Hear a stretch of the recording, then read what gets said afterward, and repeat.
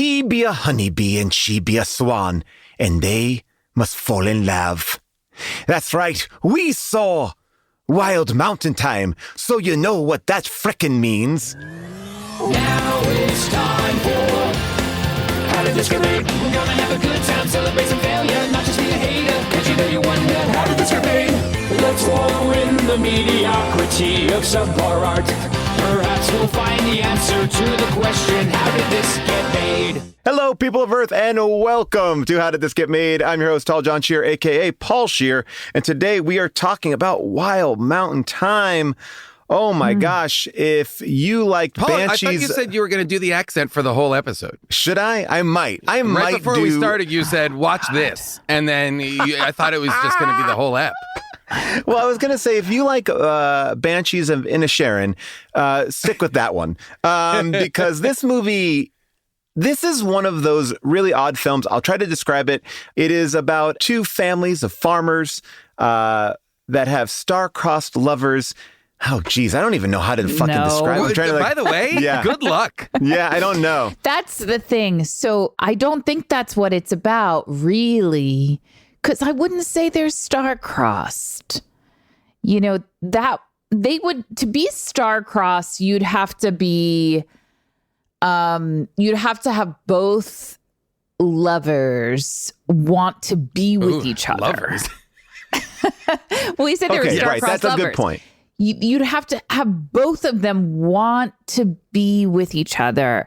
And because of what's happening, they can't get to each other. Circumstances, yeah.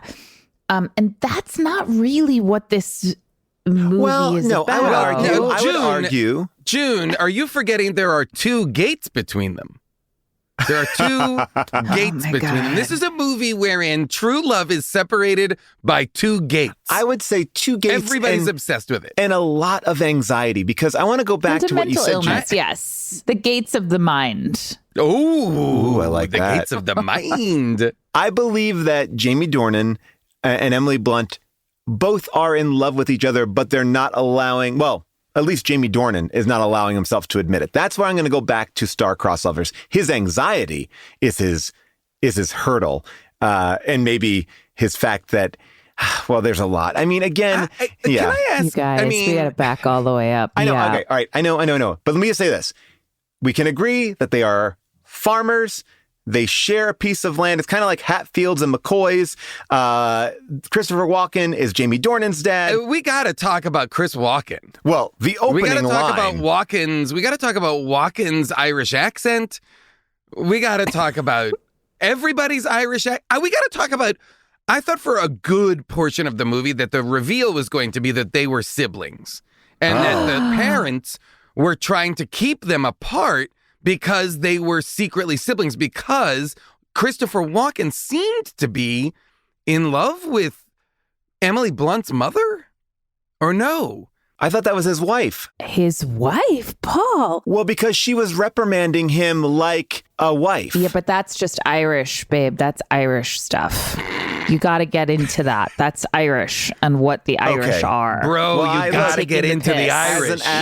Well, look, as an Irish person, there was a lot of things here that I missed. I think that the movie was set off on the wrong foot simply by Christopher Walken's opening line.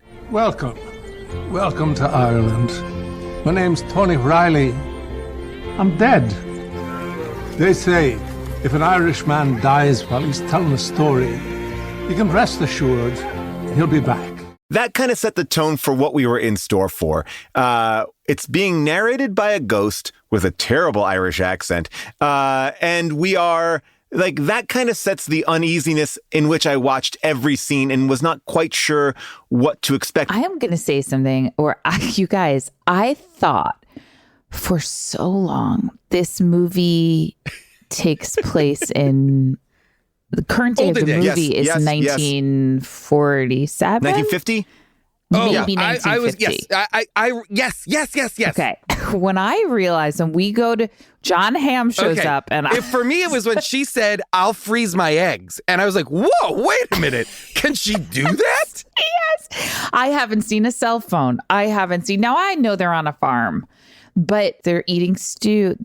I haven't seen any semblance of like modern amenities. None. They don't Zero. even act like a cell farmers. phone Yes. is like near to them. And this is a giant and insult to Ireland. There isn't a tractor in sight. There's no industrial farm equipment. They're riding horses to and from events. Like, it doesn't feel like this movie is Amy, in modern times. Yes, the most advanced piece of technology they have on these two farms is the metal detector, which even seeing that, I was like, oh, wow, I was surprised they had that during this time. They seem stymied. They seem stymied by a Guinness that you can have at home. Oh, like, and by the way, like who in Ireland is drinking bottle Guinness? First of all, like they even comment on drinking bottle Guinness. It feels to me like they didn't get the can and like, oh, it's okay to drink the bottle. And then they share Guinness in a like whiskey glass. Like, I don't even know. Like, it seems like. Can I ask you a question? Yeah. Because this is a John Patrick Shanley production. Yes. Right. Written and directed by John Patrick Shanley, who a famous playwright. Amazing playwright. Moonstruck Doubt. and Joe versus the Volcano and Doubt and a movie that we've done before. I believe January Man is it John Patrick Shanley? John Patrick Shanley is behind a lot of big Hollywood films, and I would say that he either hits a home run out of the park, it's really interesting, or he hits a home run into the foul area. Like they're going hard. They're never not. Is this a trying. play? Yes, it was. It was this a play. Of it was his? a play. Yes. Yeah. Okay. Which makes a lot more sense to me. That makes a little more sense to me. Yeah. The just kind of sitting around at the table just long. Because I kept being like, why is this scene still going? Like, why is this still happening? The the meat of this scene is now done. Let's move on. And there were moments, and it was so hard. I watched it with the subtitles on not because I couldn't understand what was happening. The accents were so heavy all and different. wrong. And I think it was also like, had the accents been right, I wouldn't have needed subtitles. Like, I needed subtitles because they were such big swings in like a Lucky Charm direction that I could not understand. Everyone's doing a slightly different one. Moments where I'm like, oh, some of the writing is beautiful. Like, there are moments I wanted to hear this monologue about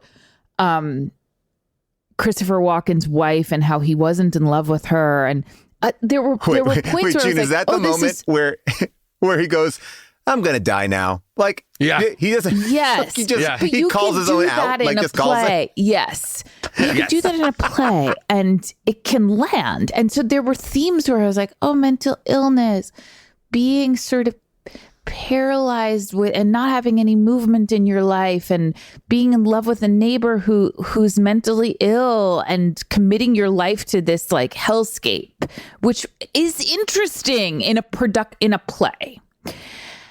Wow, as a film, it didn't work. Well, yeah, There's also a thing where, for me, I'm also, I guess, I suspect I would be willing to suspend disbelief more in a play to watch two 40-year-olds struggle to live next door to each other and be in love in modern times and be unable to confront, speak to, elicit any kind of an emotional response or an adult conversation between them. It seemed to me that Jamie Dornan and Emily Blunt's characters were written as 20-year-olds. Yes. Like, when John Hamm kisses Emily Blunt, it felt like she'd never literally been kissed. I wrote early in my notes, are they both virgins at 40 years old? Yes, absolutely. She asks him if he's a virgin, and not only are they both unable to speak to it, they both are acting like they're teenagers in a way that I was like, I don't... But then Jamie Dornan goes home. Yes. He goes home with that girl pretty easily. Or no, he doesn't go home with her. They go to the cemetery and she falls off a wall. Well, I mean, but I think that the idea was if she didn't fall off the wall, like I felt like that's where it was trying to go, and then she did, like Humpty Dumpty, fell off the wall. But don't you think that was like their flirtation? He just looked casually and went, "Yikes." He looked at her and went, Truly, yikes. is she okay? Because you guys, she shows up in that last pub scene when like all the ancestors come back to celebrate these nuptials. She's there, which made me think like, did she die off that wall? Did she come from ghost? Oh, wow. Wouldn't it be great if everybody in the movie is a ghost except for the two of them and Ham? Well, here, okay, let's just go back a little bit, and I want to address one thing first. When we talk about the accents being all willy-nilly, can we just address the fact that Jamie Dornan is from Belfast? That's where he grew up. Outside. I didn't have a problem with his accent. I would have been fine with him for the most part. Okay. You know? Same with her mother, I thought was terrific, and like the crazy guy that they all hate. Wild. There are clearly some Irish people in this movie who are a couple of like, yes, tried and true, you know, but then there are the other accents. And Christopher Walken, I mean, and then that there's was one of the most iconic vocal cadences in the business. He's throwing a brogue on like, I held Giving this an ear watch to up my ass. I don't even know how to do it. I would like, we need to call. I held this watch up my arse for such a long time. We need to get Kevin Pollak in here. We need to get Pollak in here to do an Irish Christopher Walken. It was so immediately because Christopher Walken enters the movie in voiceover as the narrator. The ghostly narrator. And I wrote down, is that an Irish accented Christopher Walken? It was so jarring. So weird. And again, it's another one of those things that maybe you would forgive a bad accent in a play, or maybe you would forgive competing Irish accents. These people are all supposed to be from the same small town in Ireland. They should all sound exactly the same, and they do not. Living in this town. I mean, also, Walken doesn't read to me as Irish farmer. Like, he looks to me like... Oh, no? He makes more sense in the Fat Boy Slim video. What is happening? Well, that's like if you look at him, you could be like, and look, and maybe it's I think he's a great actor, but when he's sitting in that chair in those suspenders and that white shirt, I'm like, you haven't worked a day in your life either. I will tell you, the character I was most excited about in this entire movie is John Hamm, because when he came in not doing an accent, I was relieved. Because you were like, thank God there's an American here. I was relieved. And also, I found him to be truly the lightest. I was like, I like his energy here. Ease when he was on screen. Well, you know what? Like, you know what? Rest. Hamm's presence really helped ground the movie in a when. In a when, like the rest of the movie feels like it's supposed to be like an Irish folk tale, or something like it's The Secret of Rowan Inish, but or something like that. By the way, great movie. Lassie go. But what is the secret? Like Faith and Bigora. Okay, you know. But what is the fairy tale? Like, that's the thing I can't quite figure out, because it has a fairy tale energy. But what is the fairy tale? But here's the thing. I should have loved this movie. This is a fastball straight down the middle for me. A love story. They won't be fated to be together. True love from childhood. I like this is the kind of stuff I love. But they have too much opportunity. Neither of them is in love with someone else. Neither of them is betrothed to someone else. Neither of them has circumstances that mean they have to be apart. That's because I kept being like, oh, they're in love, but the reveal is going to be that they're siblings and they didn't know it. And their parents that's aren't why they actively have to be keeping them apart. That's the other thing. And that was like, what was so odd about it. I kept being like, is this a story about love or land? It didn't even seem like the land played a part of it. That's a great question. I mean, here's the thing. I think ultimately, why did Christopher Walken want to give him the land? Why did he want to, or why did he not want to? No, why did he not want to? Because he thought he was insane. Because he thought he was. He seems to be saying he's not going to get married. He's insane. And also, he's not. Christopher Walken thinks that there's rumors that he's talking to donkeys, and we see him talking to himself on the boat. He thinks he's also just not there, and that he won't have. That his family name will end there with him. And I think he has good reason to think that. What's really hard, he does it, but here's what I think. I think he does and he doesn't. Because Jamie Dornan, yes, is exhibiting some behavior that is I don't know, a little odd. say. But otherwise he seems absolutely capable. He seems capable of taking care of the land. He's doing the entire job. Yeah. Like he's not fucking off. He's not like, I haven't seen him in days. He doesn't do a good job. But Tony, Christopher Walken, is nervous that Anthony might kill himself because he had an uncle who killed himself. Wait, what? There was a line in that big room scene where they kind of allude to he's off. I don't want to give it to him because of that. You don't know if the farm comes to me. I don't see a clear path. From where to where? From me to you. Stop.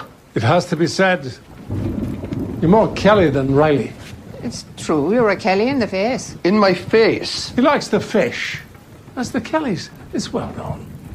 John Kelly, thought he was a fish. My name is Riley. I'm a Riley. No, you're a Kelly. You take after John Kelly, and that man was mad as the full moon. Drowned himself. That line is kind of glossed over. It's not like I need to help my son. It's simply like I need to protect the farm. That's what I couldn't figure out because that's also what made me try and figure out, wait a minute, is Jamie Dornan not his son? And that's why I questioned that. I questioned that at one point not too. giving him the land, or that he's trying Here's to prevent some secret from being revealed. And then at the end, he's just like, you know what, John Hamm, I can't give you the land. I got to give it to my son. And I was like, then why have we been hemming and hawing this whole movie that you're not giving it to him? Well, and all of this stuff I could have forgiven had I really understood the love story. One of the first scenes where she's got her horse and he's walking by and then he says something about the fields are green and they're going to stay green or whatever he said. And then he walks away. He's like, I got to go. And she repeats that line looking out after him. I laughed hysterically because I thought, I thought she was making fun of him for good reason. Me too. It was, there was no, now I thought they played the scene beautifully when they got together at the end and her forcing him to open up and love her. And I loved that. But when he says, I think I'm a bee, that doesn't roll trippingly off the tongue. And I believed him. Now, looking back, though, at the other scenes in the movie, when he's on the boat flailing about with the oar and also screaming things, did he think he was a bee in those moments? Yeah, and remember when he's a little boy, he's smelling the flower, I remember and that, the Fiona girl says, bee is also so that is also a bee. And standing and having conversations. Yeah, I'm not sure. I mean, and again, I'm not sure, but did you guys feel like the whole movie, Jamie Dornan was sitting on a secret?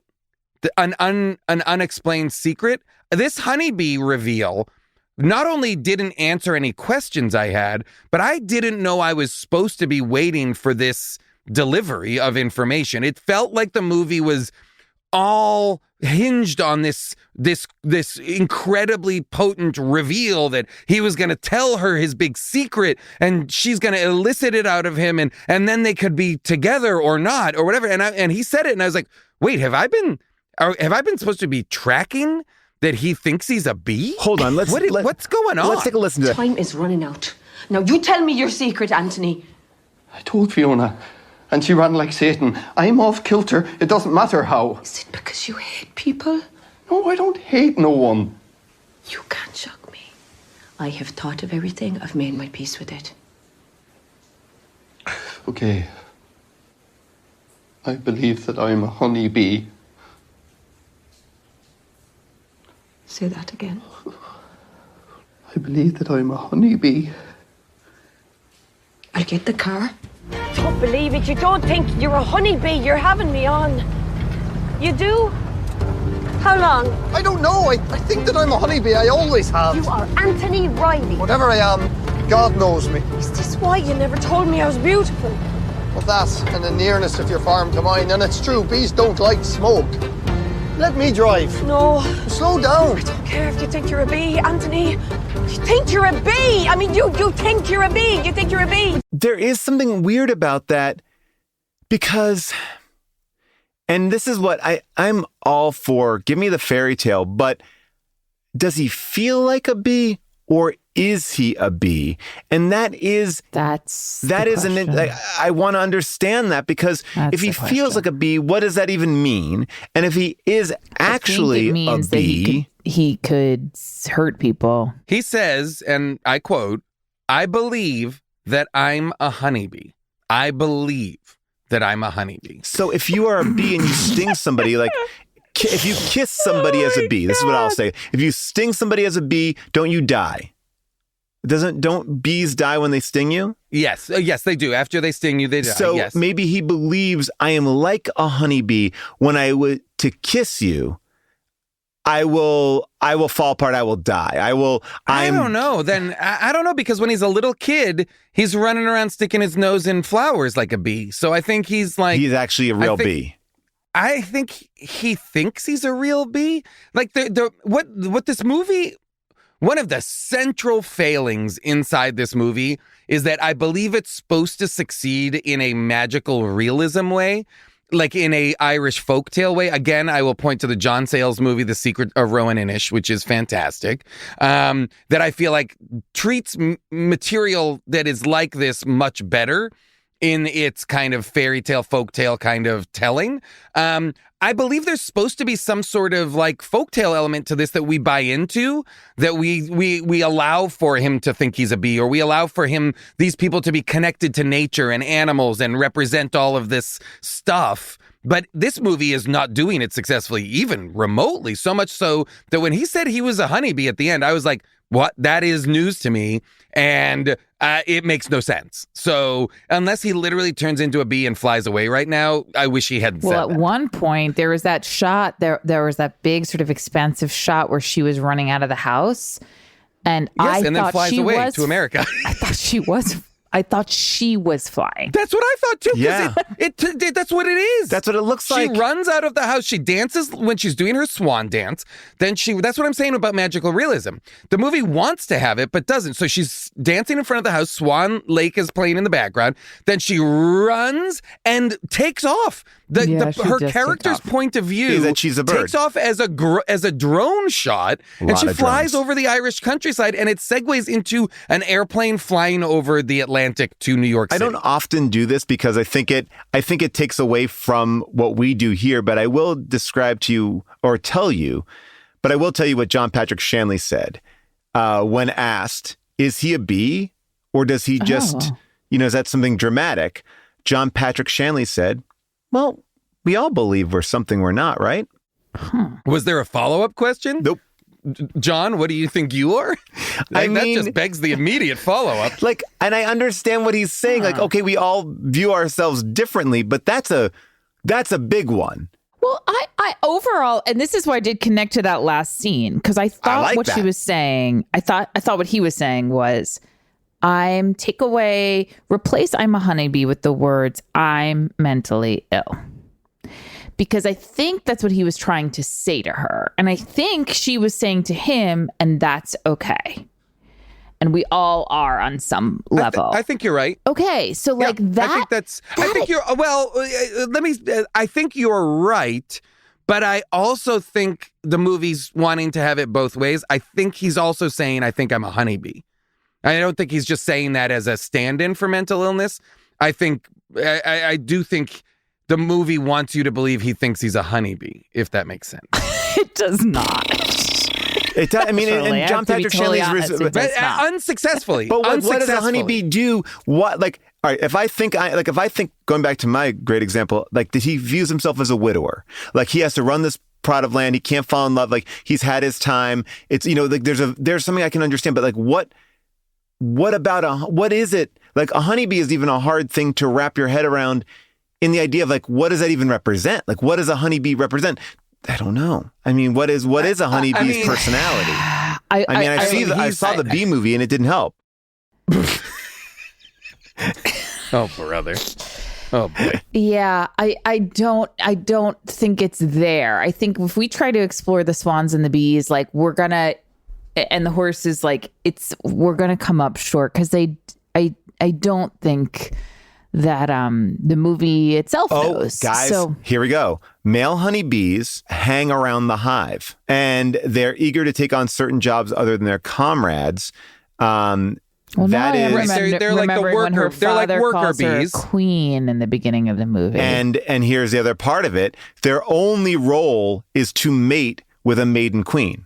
And be workers, right? Because they always work they are the workers. So is the whole thing like she's the queen bee and he's the worker bee? Okay. By the way, okay. But then why make her also a swan? Why make the wild horse at all a thing? Why make all of these animals? The movie is chock full of animals. The dog, the goats, or the lambs. There's so many animals that I genuinely started to be like, I don't know what story you're telling me. Like, watch The Secret of Kells or Wolf Walkers. Like these animated Irish stories that are so steeped in Irish folklore and mythology. Like, why not use some of that? Like, it's like hubris, I feel like, to be like, no, I'll tell an Irish story if she's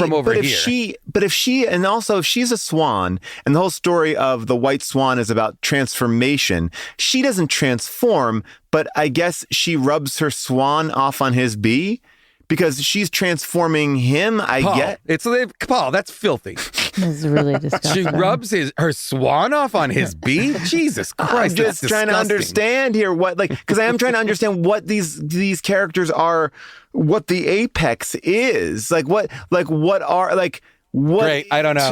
I don't know. But by the way, it does make sense why he was drinking an orange blossom drink and not a Guinness at the bar, because a bee would be attracted to like an you're right. A flower. But then doesn't he tell that woman that he's got like a tinny brain? Or what does he tell that woman? Yeah, what was that?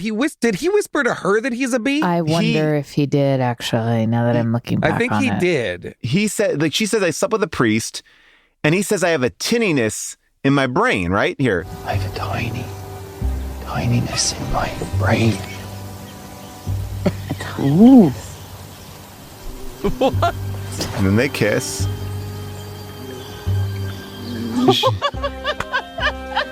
What are you talking about?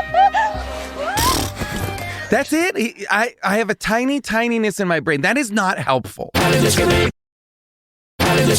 Why does John Hamm need him to find him a wife? Who knows? Because that's the other thing. I thought John Hamm was trying to pull a fast one and still get the land. Because again, I thought a lot of this movie was about land in Ireland. I was like, John Hamm, how many acres? What is the land? Here's my question. I thought maybe the reason why he wanted to get married was because that was really important to his uncle, that the land get passed along, that people have children and it but if he marries her, he gets both pieces of land. That's what I thought he was trying to do. I thought Hamm was trying to marry Emily Blunt so that he could have potentially both plots of land, thus erasing the true blight of the two gates. Can someone draw a picture of those gates really for about. Me in the land? I wish I could understand. What you watch them pass through them a number of times. Yeah. So basically, it doesn't really matter, but at some point, Christopher Walken has that monologue about how he initially didn't love his wife and then he was struck dumb with love for her. And he sold a strip of land between their two property, providing a piece of land between. He sold a piece of the land that he owned to the neighbor, who was Emily Blunt's father, which meant that a strip of land bisected their two properties. Like, I still don't understand who owns the land between the two gates. Emily Blunt does. Emily Blunt herself does. And why not just have one gate? Because you have to pass through one of their land into like an into a like a middle ground spot. And is that like a DMZ, and then you have to enter the other person's land. So you're exiting and entering. And you can't just go around those gates? Not in Ireland, no. It's too large. I don't know. This is Ireland. I don't know. I mean, by the way, just so you guys know, this movie does take place in Ireland. I know it's very subtle that pan flutes pretty much score every moment. The music my is God, it was- aggressive. How many It more was- fucking landscape scenes do we got to see? I get it. The I music is get it. aggressive. The green fields are aggressive. The pub is aggressive. The Guinness is aggressive. The accents are The aggressive. music is also trying to tell me that this is a movie that I don't think I'm watching. The music is Yeah, the music feels like it's from Willow. Or so the music feels like it's Yes. from, like it doesn't feel like it's from a contemporary rom-com, which is, I believe, what this is sort Let of. me just say one other This is thing no here. Can I just say one thing that rom-com. may blow your mind? Not a rom-com, but It's neither a rom nor a com. No, it's sort of I don't know. What is it? It's a Is this a moment. drama? It's a moment. It's a cup It's of a tea. vibe, I guess. It's a vibe. Here's what I'll say. God, it's a vibe. Can I just ask you a question? Very It's a quickly. meaty stew. When I say Silicon Valley, what does that bring up to you as Silicon Valley? Just roughly. Like what goes on in Silicon Valley? Tech, startup boom. Tech, right? Tech, yeah. Right. Okay, great. That's all I need to know. So would it surprise you that Ireland is the Silicon Valley of Europe? This movie takes place in 2019 and there is not any, they've pushed them backwards into Ireland Wait, what is. feels like it's from This the movie just- 1800s. Wait, this movie takes place in 2019. Yes. Yes. So I'm saying There this isn't- movie, nobody uses a cell phone. like Nobody Ireland uses is television. technically There's no radio. is the Silicon Valley of Europe, and these people are so disconnected that when they see a fancy car, they should have been not- shocked at the okay. airport. Honestly, she should. Not Oh only my a God, what's fancy this car- fucking flying crow? But here's the crazy thing. That Rolls Royce is not a 2019 Rolls Royce. No. That is No. in and of itself a model of car that anybody who's seen a magazine would have seen a picture of a roll. You don't even, they were acting as if it was, the movie is pretending as if everybody in it time traveled from 80 years ago to 2019. I wonder, I would love to have a real Irish person on this podcast to discuss They hate this. it. No, they've ripped it I'm apart. sure. I have saved some of that reaction for the end. The Irish hate this movie and for many reasons, and I think They accents should. besides. And John Patrick Shanley said, "You can never impress the Irish. Like they're always going to have a problem." That was his response to This movie them. feels as though it's like the Irish are all magical, old-timey creatures. Like they don't Yikes. exist in Yeah. modernity. Is what when the she movie puts is on that wedding dress, theorizing. when she puts on that wedding dress, it looks like something from the 1920s rather than probably the 1970s, Okay, but 1980s when her example- mom probably did get, married, For right? example, when she goes to New York for one day, she flies to New York One for one day. day to see the ballet. Long She's trip. wearing modern clothes and looks great. To me, I feel like that was I'm a reshoot day. What? So she has these clothes. I understand why she, of course, doesn't wear them on the farm, but why, when she's on the farm, does she act like the world of these clothes doesn't exist? I just pulled up Oh, a picture look of at an this. Irish farmer, a modern day Yes. Irish farmer who looks That's contemporary. interesting. Yeah, he's got a watch on. He's got a fleece vest. Jamie Dornan is also too much of a hunk, I'm afraid. I'm afraid of the same thing. He's so beautiful. Both he and Emily Blunt are both so beautiful and so much so adult that I did not understand, nor did it make any sense that they didn't know that they were supposed to be kissing. I know. I know. because is it? I know. is there- I know. No, if these two beautiful people are living next door to each other for 40 years and they don't know they're supposed to be making out, no, I don't Well, buy they've it. never seen the movie or seen a TV show. They don't know. Yeah, I guess they don't know. I guess that's Maybe it. you wouldn't know. I Maybe mean, you look, do you wouldn't think that know. Emily When Blunt? she's when John Hamm kisses Emily Blunt in New York, she's like, "Oh no, why'd you go and do that?" Like what?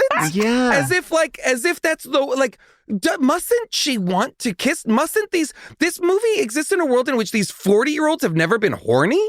What's No. going on? Well, I don't know. I mean, I do think that it's so in Ireland. What's interesting is that it is so damp and cold that I think it's hard to get, a It's hard to vibe get going horny? with You think it's hard to get? Oh boy, the It Irish feels- Irish listeners. I know they're Talk going to be back to upset. us. But meanwhile, do you get horny, Ireland? That's I'm what just we gonna want say, to know. it did not look like there was any central heating in any of those homes. Okay, people No. looked cold. People did not take off like Yes. outdoor layers when they walked inside. It is, And they it also is are hard. happy It's to be in the hard rain. to feel They stand in the rain all the time, All which is the time. which was I was like, you're gonna get how horny sick. could you possibly be if you're wet and your feet are damp? Like I think you could still get pretty horny. I mean, here's the thing. I don't He's know. horny enough not to be aggressively offended when called gay. He was like, "What?" He like jumped he up. was. He jumped up. The most energy I've seen from this man was to question his masculinity, which is never on display at any other point except for that, which made me go, does he protest too much? Because now is that part of it? Because it's also just, I mean, again, if it's 2019, maybe we're a little bit more open. Maybe, we don't make these people like they, again, are acting out this. That's what I felt like. I didn't understand whose movie this was. I didn't understand who felt how about whom. Like none of it, like the idea, is this olden days? Is this modern times? I kept writing things like, are the book characters young, or the play, I guess is what it was. Like, is this a land story or a love story? And then I just wrote, John Hamm is here. By the way, John Hamm, like, what does John Hamm find appealing about Emily Blunt? Because it doesn't seem like they are connecting. I felt like he was much. a villain. I thought he was going to be a villain. John Hamm is so easy with her that I'm like, oh, I guess he does find her charming, but she's not giving him anything charming to connect to. But he's working it so smooth that I was like, okay, I'll buy it. Although there's nothing on the page. I Well, my was just happy he was presumption there. was there was. Me too. I was thrilled. Thrilled. But there was so little between them that I felt like I'm just filling in the blanks for the movie, because I was like, what's the purpose of John Hamm's cousin? If not to be the craven American land-obsessed cash grab, I'm here to get the land, I'm here to take the money, ha ha ha. I was like, okay, so he's our villain. So if he's not going to inherit this land, he's going to marry Emily Blunt and take her land. He wants to be a landowner and whatever. That's got to be it, right? But no, he just falls in love with the woman on the plane, and he gets his love story too. So I was like, is this all about love stories? Is everybody here like in love, and that's what the movie's been about? I do think that with different types, this would be a different movie. Like if these were two people who are a little bit older and actually much less attractive, I think it would make more sense. Well, I would only disagree in the sense that I think less attractive and younger would make sense to me. It would make more sense to me if they were in the period of life where you either choose to settle down or you don't. I don't which think to me is... I don't think you can be young in Ireland.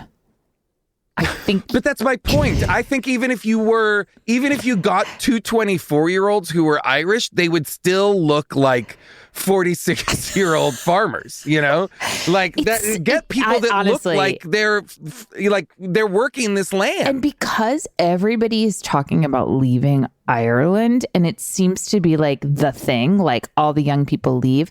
At one point, I did think like maybe there's not a lot of other people their age, which did explain to me why they could be so cut off from other people. Because of the gates. The gates are complicated to get through. So if you were a young person, no young person is going to go through two gates.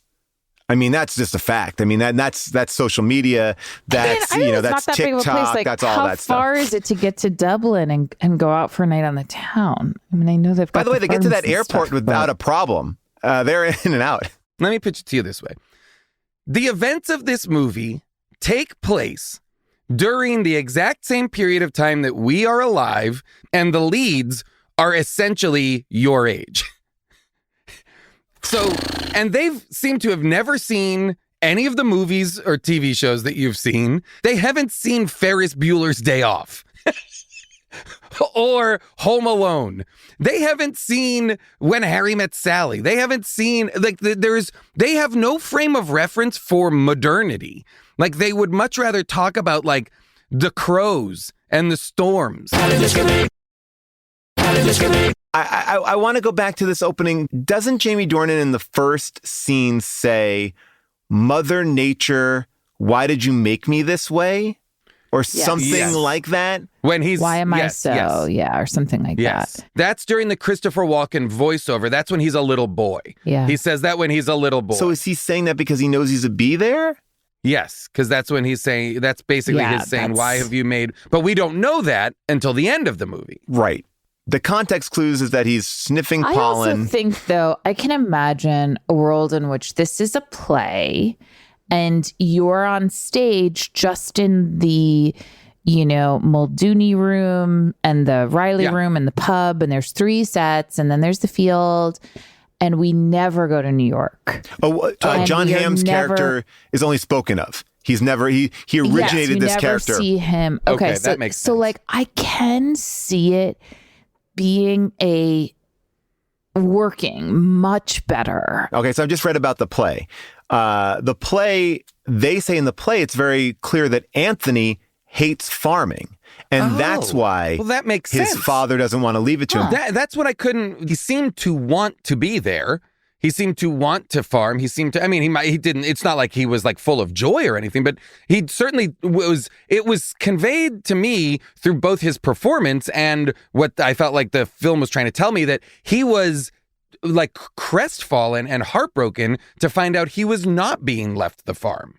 That was upsetting news to him. Here's a question. Why did John Hamm bring him that white coat? Unclear. The rain jacket? I had that question too. Well, I think it was part of like him trying to say like, hey, I'm from a modern world. Take my modern thing. And raincoat? Yes, because he's like, it's white. Here's like a nice raincoat. Yes. Here's like a Macintosh. Because he was like it's white. And I think his whole thing was like, no. Like this. Well, also, Jamie Dornan opens the raincoat while wearing a raincoat. Right. He's wearing a raincoat and opens what is arguably not, he's wearing like a slicker. He's wearing like a rubberized raincoat for the farm. And Ham gets him like a proper, like, about town, like a Macintosh, like a nice looking, stylish raincoat that Jamie Dornan immediately starts wearing just on the farm. But I guess like my idea is like, I am not made for modern times. I can't wear your modern raincoat. Like you can't bring, like, even though the world is in 2019, I'm still in the past. Like I am trapped here. Give me that. Give me that. Give me a character who's like obsessed with old stuff, who's like, they made it better when I don't want a modern tractor or a modern irrigation system. It was better when X. Like, give me a character. I don't know what any single character in this movie wants, period. I don't know what they want. And as a result, it's impossible to watch the movie because their wants are all over the place. Christopher Walken doesn't want to give the farm to his son. Then he does. Christopher Walken didn't love his wife. And then he did. Christopher Walken did love Emily Blunt's mother, but he also loved his wife. Like everybody wants this, but they also want that. But they all I was like, what the fuck is this movie? Well, look, maybe we just aren't that smart because obviously we have opinions about this. We have thoughts about it, but there are people out there with a different opinion, a different thought. It is now time for Second Opinions. The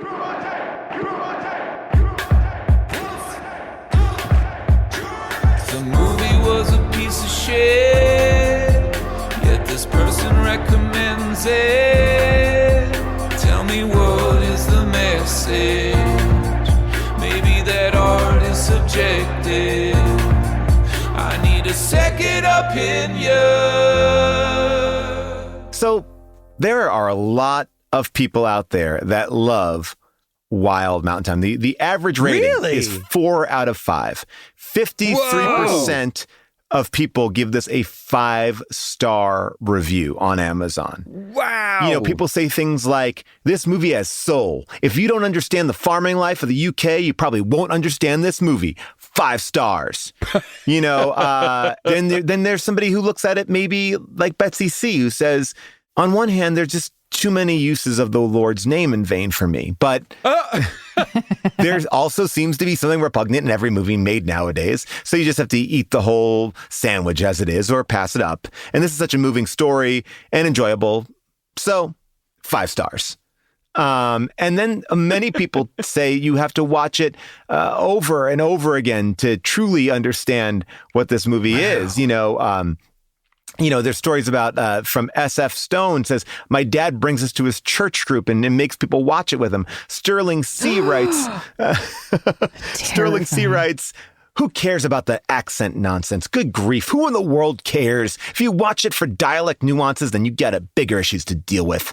All right. Second, this is a film you really have to watch twice in order to catch all the gem-littered dialogue. This is adapted from a play. It is about the dialogue, and it is rich. And watching it twice, you better catch the visual references embedded throughout that you missed the first time. Shanley knows how to tell a story and tug at both the heart and the mind, and he's accomplished that. Heritage, history, the land, love, and how bittersweet and strange this enterprise called life is. Shanley is never one to shy away from the vicissitudes of life, and this one clearly hits those notes, just like the traditional tune it's named after. Anyway, you can't go wrong watching this. It's delightful. Have some tissues ready for the final scene, though, because it'll get you if you've been paying attention to the story instead of, On final word, this film is for a dying breed of folks who recognize that literacy and thoughtfulness still matters. Metaphors, the secrets, for example, are not literal, but figurative of something grander, indications of something else. It used to be called art, but now it seems to conjure up expletives and insults. This film speaks to something bigger about life in a way that's unique and artful. It's very much like Joe versus the Volcano meets Pride and Prejudice, the Firth edition. It's personality and tone, no violence except to crows. No clothing is removed. No nasty behavior is displayed except for the Irish expletives using the Lord's name in vain. The only complaint I have is the sound seemed very low and mushy in the indoor scenes, but that's it. 5 stars. 5 stars. Holy shit. That's an incredible final line. Wow. What an impassioned. It used to be called art. That's amazing. And look, but I do think like this could have been better if Deadpool was in it. Yeah, well, are they trying to hide that one of them is superior? Would you recommend it? And this is the question because No, in its place, I know I've brought it up numerous times, but just because it's such a tiny movie, do yourself a favor and watch The Secret of Rowan Inish, the John Sayles movie. Incredible, beautiful, heartbreaking Irish folktale, and Secret of Kells and all those the animation that's coming out. I'm going to say the Banshees of Inisherin is awesome. And it by the way, it's so funny. I read a review of that where someone's like, I love this movie and did not realize it didn't take place in present day until somebody told me, because I do think that people do view Ireland in this way of being very much stuck in the past. But there is this, I think, this beautiful idea of being stuck in a place, not having places to go. There are similar themes, I think, between those two films. But this was a tough one because I think they added too much. Listen, I didn't need them to be like, I got an email, I have a text, I'm listening to a podcast. I get it. It's supposed to have a magical fairy tale, folk tale kind of vibe to it. I just don't think this succeeded in transporting me there. Yeah, it was a tough watch. And I think, it's hard because there are so many people on screen who are so watchable and so beautiful to look at. But even within that, it was just, you are left just trying to make sense of it. And you come up with very little. Yeah. I just was throughout the movie, that's the other thing is the movie is really ultimately about whether, will they, won't they, Jamie Dornan, Emily Blunt. That's the movie. What it boils down to is a will they, won't they. And they are given so many opportunities, both through proximity and what we as the audience know as they are each interested in the other. So we're not being told they can't. We're not being told they're apart. We're not being told one doesn't believe in the other or one doesn't love the other. They are both demonstrably in love with each other. They're constantly together. They're 40 years old and they're gorgeous and nobody's like, come on, we got to make out. Or I guess this gets back to, again, please, if you're Irish, let us know. Do you get horny? We do need Or to is know. it just too damp? It's like your bones are cold. Like everything's cold. If you're Irish, please contact us if you've got them cold bones. Cold bones so you can't get a real bone. That's it. Just imagine your feet are always cold and your feet might be a little wet too. Not to get too descriptive, but I'm going to say if your body is that cold, would you really want to, take off your clothes? I wouldn't. And put something inside of you that's that cold too? That's how you warm up.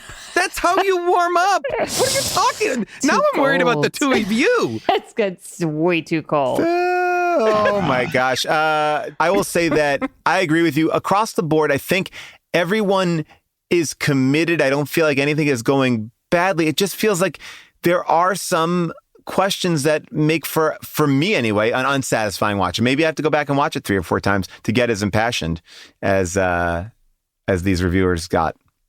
Yeah. All right. And change the sound into some of those indoor scenes. Sounds so mushy.